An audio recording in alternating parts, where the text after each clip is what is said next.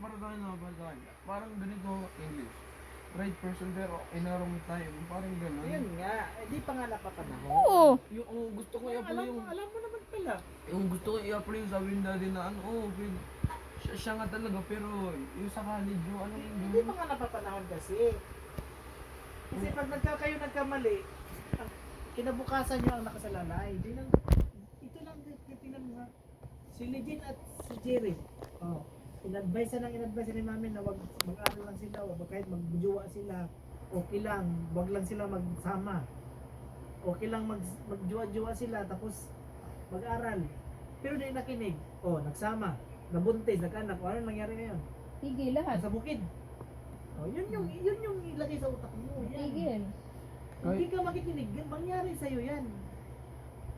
kahit ako man, hindi ko man ginusto mangyari yun. Kaya kahit ako bilang lalaki, parang ayoko rin bang yung mga ganun. Naiintindihan ko rin doon kayo na ayaw nyo na rin ng ganun.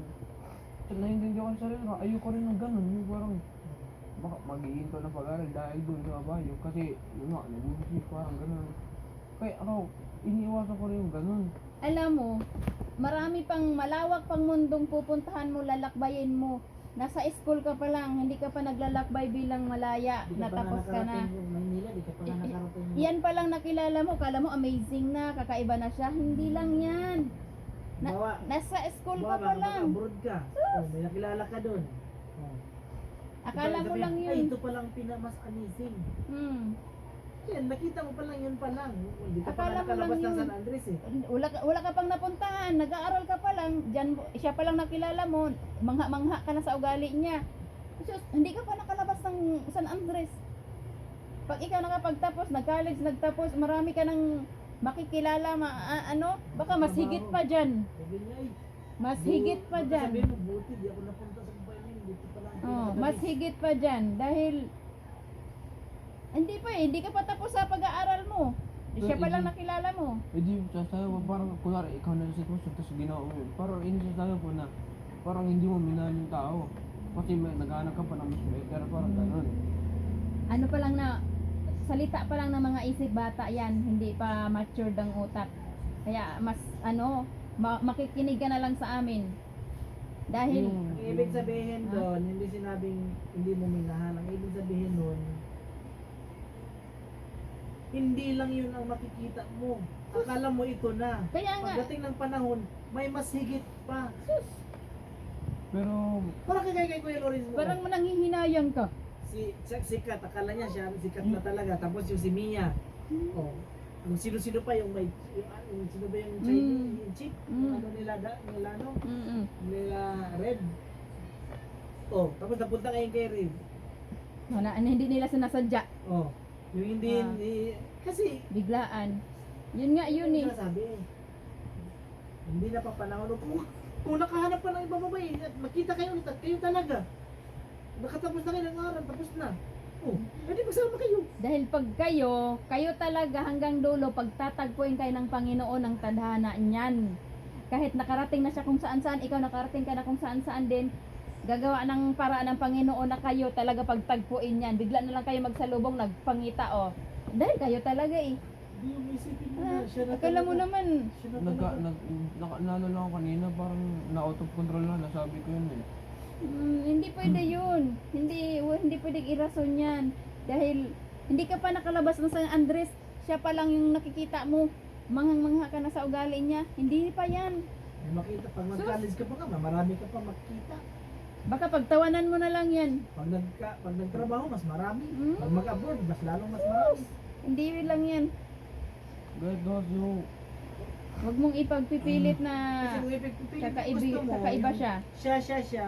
Ang mangyari, kapag magaya yan kay Legin, Ay, ganun pinagpipilit talaga. yung dalawa na siya na. Kala mo Yung nanay naman. din at saka tatay gusto din. Oh, pinagkano.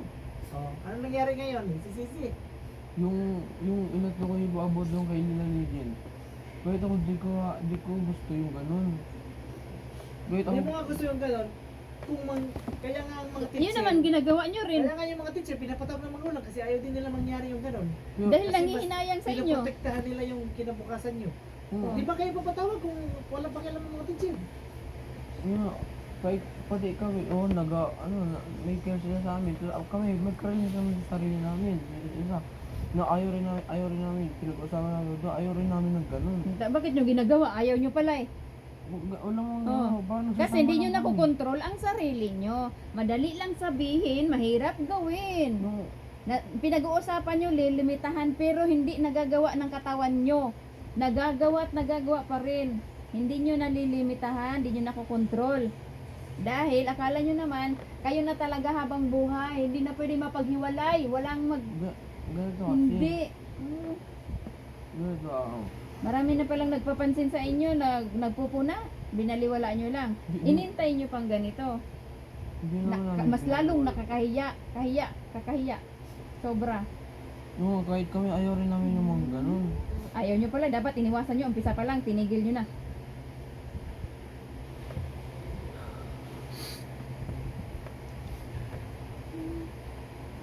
Alam mo naman ano ka.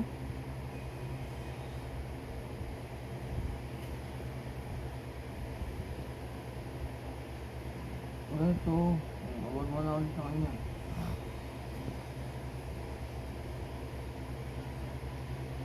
Kumaga, alam mo yun, parang alam mo na rin sa sarili mo na yung lahat ng ginagawa niya, parang hindi mo matatanggap sa iba, ganun. Kahit alam ko yung sarili ko, Anong di matatanggap? Di mo mahanap sa iba? hindi ko matatanggap sa iba, yung ginawa niya sa akin, parang ganun. Kasi Ano? yung iba na kasi yung ginawa niya, parang pinaramdam niya talaga ako Oh, sus, ginoo, humaling na humaling talaga siya. Ayaw mo sa akin Ay, yun. ginoo. Ay, ginoo. Okay, ano mo sa akin? Pinaramdam ko mo mahal. Ganito, tingnan mo.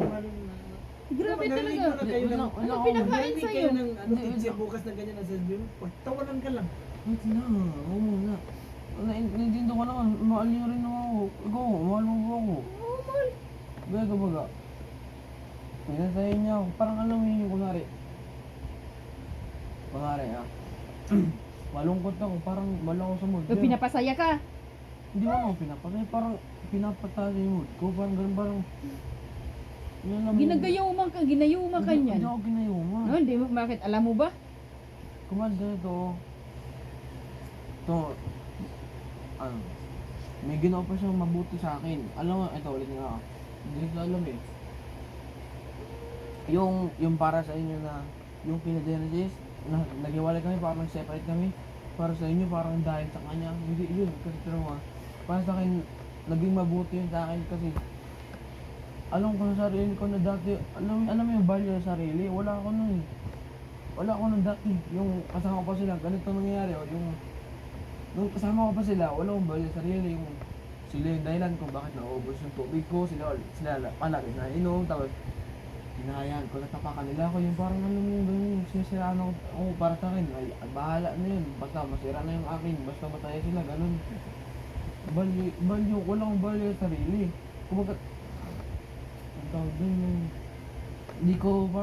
wala akong care sa sarili ko, mas care ako sa kanila, sa iba. Yung ayaan na masira ang image ko para lang sa kanila. Dahil mapasaya na sila sa gusto nila. Parang ganun. Tapos, nung dumating siya, yun, nalaman niya sa akin. Yun, nalaman niya na, wala tong value sa sarili. Ang ginawa niya, parang nag-advise siya sa akin, pinasabihan niya ako doon na, nakikita niya sa sarili ko na, hindi, hinahayaan ko doon sa sarili ko na tapakan nila ako. Kaibigan ko sila pero tinatapakan nila ako. Parang alam mo yun, parang sinisiraan. Hindi ko ma-explain yun. In-advise niya ako, sabi niya. Yun nga, sinabi niya lahat yung pagkakamali ko. Pinakapunta niya na wala daw value sa sarili yun. Doon ako na-realize na yun nga, tama kasi sinabi niya. So, lahat ng mga sinasabi namin, mali. Siya ang tama. Yun lang, isa sa part na Kasi may nakikinig ka sa kanya, manghang-manghang ka sa ugali niya. Wait lang, ang part lang muna kayo sa kaibigan, pati sa kanya. Ano sa kwento mo na? Kinausap ba kayo ni ma'am kanina? Siya lang. No, ulit ako muna. Yung sa part na yun, yung sinabi niya eh, wala akong value sa sarili, hinayaan ko yung sarili ko. So, sinimulan ko bukas. Sabi ko ay, ang ganito di ba, palagi naubos sa tubig ko nung dati. Sila ang dahilan kung bakit. Nung kahit hindi na baga ako nakakainom, basta makainom sila. Lalo na sa Genesis, palagi, Jay, painom mo na. Yung tos, babalik nila sa akin, ubos. Parang ganun nangyari. So, nung kinabukasan na, sinimulan ko. Tama. Ang sinimulan ko, hindi, sabi ni Jesus, uy, painom muna. Sabi ko, ay wag, parang tinanggi ko baga, parang ay, umayaw ako sa gusto nila. Tapos parang, yun nga, parang makikita, may napapansin na parang gusto nila akong tapakan, sira. Parang di ko hinayan, tinry ko. Yun nga, ang kinalabasan, parang nagalit sila sa akin. Kumbaga para, di, ano parang, ayun nagbago, parang, hindi ko, parang di nila magawa yung gusto nila sa akin. Parang, ayun, parang, yun nga, parang nagalit sila sa akin nung, yung sinimulan kong bigay yung value yung sarili ko. Kahit, yun nga, parang napansin ko na parang ginagamit rin baga nila, ginagamit nila yung ako. Nauo sila, ako yung parang source nila, yung resources nila, ganun. Kuwari, yung baon ko, parang sila yung ano, sila yung dahilan ko bakit naubos yung baon ko. Parang ganun ka, libre ko, dahil ganun. Nung sinimulan ko, yun nga, tama pa lang siya na, yun nga, wala akong value sa sarili. Tapos nung sinimulan ko yun, nawala sila. Parang nagkaroon sila ng ano sa akin. Pinakapunto kasi, hindi dahil na parang naano siya sa babae, parang nag-selos, nagtampo dahil sa babae. Dahil hindi na nila magawa yung dating ginagawa nila sa akin na parang ganun yung nangyayari. Like, ay, hindi na itong maaga, parang hindi na natin itong makuha ng resources, parang nagalit sila sa akin, yun. Yung in-start ko, yun, doon nag-start na, doon ako na, doon ako, dito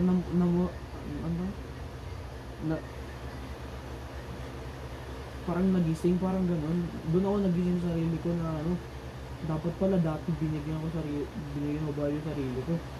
Siya mismo yung tumulong sa akin, siya mismo yung, nag-lead sa akin para maging better, ganun. Tumulong siya sa akin. So yung, di ba? Kung sinimulan ko, ay daming, nalaman ko na, kung sino yung totoo at sino yung hindi. At nung nalaman ko, nung na-realize ko, yun nga, andun lang ako para, kailangan, dahil may kailangan sila sa akin. Pero nung, kahit nakapahin ako sa sarili ko, na kunwari, ako naman yung nangangailangan sa kanila, wala sila. Parang ayaw nila, ganun mga, ito ba, may example pa dati na hindi ko sila mahindian. Kunwari, may ginagawa rin ako. Tapos, kunwari si Genesis, sabi niya, di, patulong daw ako sa report mo. Kahit ako may ginagawa, may report din ako.